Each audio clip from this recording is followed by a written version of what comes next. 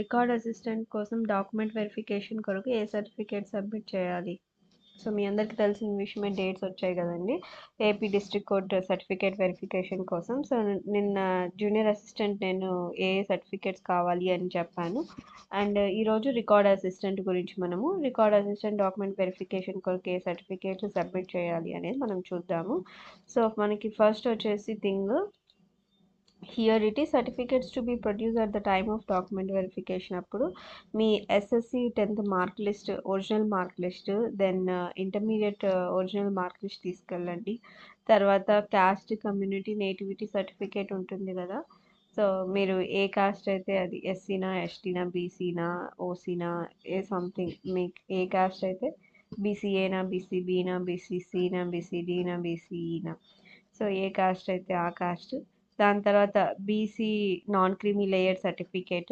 Non creamy layer certificate వచ్చేసి మీకు మాన్యువల్గా ఉంటుంది, నాట్ డిజిటల్గా ఉండదు, మాన్యువల్గా ఉంటుంది. సో అది నాన్ క్రీమీ లేయర్ సర్టిఫికేట్ తహసీల్దార్ ఆఫీస్ మినిమం అథారిటీ అయితే మనకు ఉండాలి. దాని తర్వాత ఈడబ్ల్యూఎస్ సర్టిఫికేట్. ఈడబ్ల్యూఎస్ సర్టిఫికేట్ అనేది మీరు ఇక్కడ ఇంకో పాయింట్, ఓకే, ఈడబ్ల్యూఎస్ సర్టిఫికేట్ ఎవరికైతే రిజర్వేషన్ ఉందో వాళ్ళకి. సో ఈడబ్ల్యూఎస్ సర్టిఫికేట్ మీకు డిజిటల్గా సచివాలయంలో ఉండి ఉంటుంది. సో మీరు అప్లోడ్ చేసే టైంలోనే ఏవైతే అప్లోడ్ చేసి ఉంచారో సేమ్ సర్టిఫికేట్స్.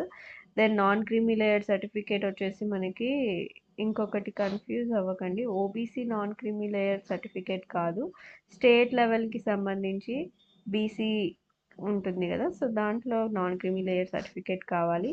చాలామంది కన్ఫ్యూజ్ అయ్యి అప్పుడు కూడా OBC non creamy layer certificate పెట్టి ఉంటారు. సో అది కాదు, BC non creamy layer certificate అయితే తీసుకెళ్ళండి. దాని తర్వాత మనకి రెసిడెన్స్ సర్టిఫికేట్. ఒకవేళ మీ దగ్గర స్టడీ సర్టిఫికేట్స్ అనేటివి లేకపోతే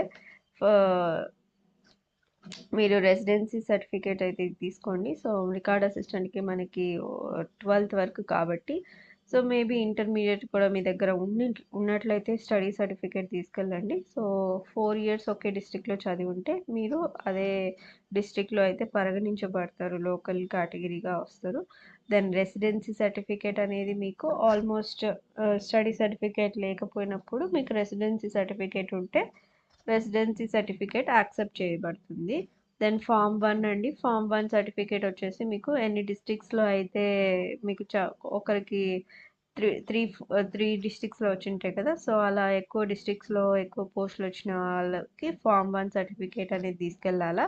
ఫామ్ 2 సర్టిఫికేట్ ఇంకా నెక్స్ట్ మీ నేము అవి సంథింగ్ ఉంటాయి కదా, మీ నేము, మీరు పేరెంట్స్ నేమ్, అండ్ ఇంకా కింద ఏవో ఉంటాయి ప్లేస్ సంథింగ్. సో అవి ఫామ్ 1 అండ్ ఫామ్ 2 సర్టిఫికేట్స్ అనేది ఫిల్ చేసుకోవాలి. ఒకసారి మీకు ఏమైనా డౌట్స్ ఉన్నట్లయితే అక్కడ వెళ్ళి ఎవరినైనా అడగండి. డిస్ట్రిక్ట్ కోర్ట్కి వెళ్తారు కదా డాక్యుమెంట్ వెరిఫికేషన్ కొరకు, అక్కడ ఒకసారి అడిగి కనుక్కొని రాయండి మీకు ఏమైనా డౌట్స్ ఉన్నట్లయితే కనుక. Then reservation categories. నిన్న యాక్చువల్గా జూనియర్ అసిస్టెంట్ చెప్పేటప్పుడు నేను కొన్ని రిజర్వేషన్ కేటగిరీస్ మర్చిపోయాను. సో నిన్న పిన్ చేసి పెట్టాను మెన్షన్ చేసి. I'm so sorry for that. But reservation కేటగిరీస్లో ఉన్న వాళ్ళకి మీకు ఏవైతే మీరు రిజర్వేషన్ పొంది మీకు జాబ్స్ వచ్చి ఉంటాయి కదా, అదే రిజర్వేషన్ సర్టిఫికేట్స్ ఉన్నట్లయితే మీకు అవి తీసుకెళ్ళండి. అండ్ మీరు ఫోటో ఇవి అప్లోడ్ చేసి ఉంటే కనుక ఐ థింక్ మీ దగ్గర ఏ డాక్యుమెంట్స్ అయితే ఉన్నాయో అవన్నీ తీసుకెళ్ళండి. టోటల్గా మీ దగ్గర ఫైల్ ఉంటుంది కదా, ఫ్రమ్ మీరు 10th నుంచి ఏమైతే ఉంటాయో టీసీలంట, ఇంకా ఎక్స్ట్రాగా ఉంటాయి కదా, సో టోటల్గా అన్నీ తీసుకెళ్ళండి. అక్కడ ఏవి అడిగితే మీరు అక్కడ అవి సబ్మిట్ చేయడానికి ఈజీగా ఉంటుంది వెంటనే. సో ఏది మర్చిపోకుండా టోటల్ ఫైల్ని పట్టుకెళ్ళండి. సో మెయిన్గా అయితే ఇవి ఒరిజినల్ మార్క్ లిస్టెస్, ఇవి దగ్గర పెట్టుకోవడానికి ట్రై చేయండి. దెన్ తర్వాత వచ్చేసి మీకు జిరాక్స్ కూడా చెప్పడం మర్చిపోయా. సో ఈ ఒరిజినల్ మార్క్స్ లిస్ట్ ఉంటాయి కదా, సో మీరు అక్కడ దగ్గరలో ఉన్న షాప్కి వెళ్ళి ఒరిజినల్స్ అన్నీ మీకు అడిగితే ఒక కాపీ ఇస్తారు. ఒకవేళ అక్కడ మీకు ఒక 3 కాపీస్, 1 కాపీ అలా ఉంటాయి కదా! ఇవన్నీ టోటల్ ఏవైతే అడుగుతారో అవన్నీ సెట్స్ ఆఫ్ కాపీస్ పెట్టుకోవడానికి ట్రై చేయండి మీరు. సో, వాళ్ళు ఎన్ని కాపీస్ అడిగితే అక్కడ పక్కనున్న జిరాక్స్ షాప్‌లో చేపించుకొని ఇచ్చేయండి సరిపోతుంది. సో, అది అండి. అండ్ సో, ఇంతే టోటల్‌గా అయితే మీరు మొత్తం డాక్యుమెంట్స్ అన్నీ తీసుకెళ్ళండి. ఫైల్ మొత్తం తీసుకెళ్ళండి. మెయిన్‌గా ఇప్పుడు నేను చెప్పినటివి పైన పెట్టుకొని ఉండండి. దీనికంటూ ఒక సెపరేట్‌గా ఫైల్ పెట్టుకోండి. అండ్ మీరు ఆల్రెడీ క్యారీ చేస్తూ ఉంటారు కదా! టీసీలంట, కన్సాలిడేటెడ్ గ్రేడ్ షీట్ ఇవన్నీ ఉంటాయి కదా!